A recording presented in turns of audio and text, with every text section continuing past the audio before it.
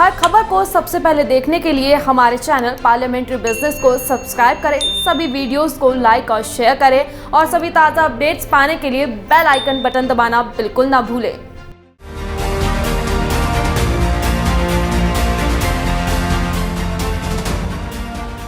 बॉलीवुड में एक्टिव थी रिया की ड्रग्स मंडली।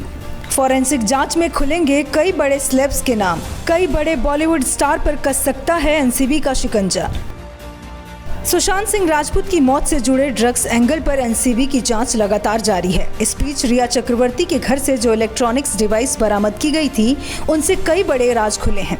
रिया के घर से एनसीबी की टीम ने मोबाइल फोन, लैपटॉप और टैब बरामद किया था, जिसकी फॉरेंसिक जांच की गई। जांच के मुताबिक साल 2017, 2018 और 2019 में रिया की ड्रग्स मंडली काफी ज्यादा एक्टिव थी। जांच एजेंसियों के हाथ रिया के घर से बरामद इलेक्ट्रॉनिक डिवाइस में ड्रग्स मंडली से जुड़े photos, videos, WhatsApp chats, SMS बरामद हुए हैं, जिसमें बॉलीवुड के कई बड़े चेहरे दिखाई दे रहे हैं। बॉलीवुड के वो तमाम बड़े चेहरे अब एनसीबी की रडार पर आ गए हैं। हालांकि अभी देखना होगा कि क्या एनसीबी उनसे रिया ड्रग्स कनेक्शन पर इन सितारों को समन भेजेगी। सूत्रों की माने तो अब रिया ड्रग्स कनेक्शन मामले में जल्द ही बड़ी गिरफ्तारी हो सकती है। इस मामले में एनसीबी की ओर से सुशांत सिंह राजपूत के नौकर रहे नीरज से भी पूछताछ हो सकती है। नीरज की ओर से रिया, मिरांडा और शोविक को लेकर अहम जानकारी मिली है।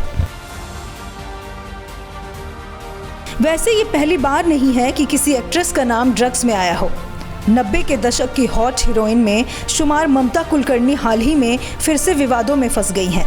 ममता पर अपने पति विक्की गोस्वामी के साथ मिलकर 2000 करोड़ की ड्रग्स की तस्करी करने का आरोप लगा था। ममता कुलकर्णी और उनके पति विक्की गोस्वामी की पहली मुलाकात दुबई में हुई थी। विक्की गोस्वामी एक इंटरनेशनल ड्रग्स सिंडिकेट सरगना है।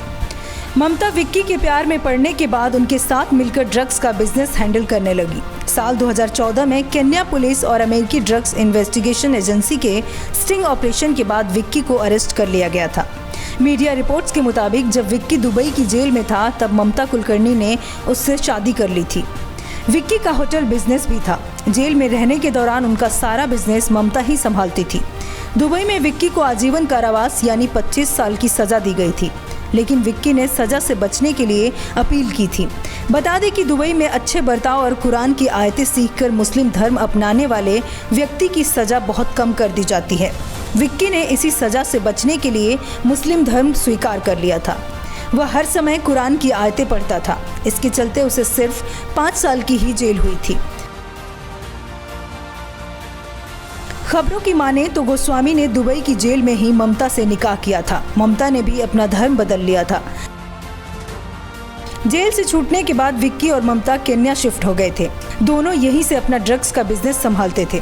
साल 2016 में मुंबई के पास ठाणे में 2000 करोड़ रुपए की ड्रग्स पकड़ी गई थी। इस मामले में विक्की गोस्वामी का नाम सामने आया था। जब ठाणे पुलिस ने इन्वेस्टिगेशन किया तो संभावना जताई गई कि ममता कुलकर्णी भी इंटरनेशनल ड्रग रैकेट का चेहरा हो सकती हैं। इसी दौरान केन्या से विक्की का एक चौंका देने वाला बयान आया था। विक्की ने कहा था कि उसका स्मगलिंग से कोई लेना देना नहीं, न ही ममता कुलकर्णी से कोई रिश्ता है।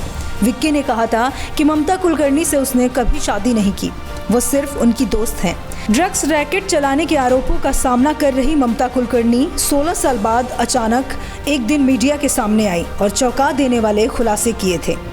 Bureau report, parliamentary business.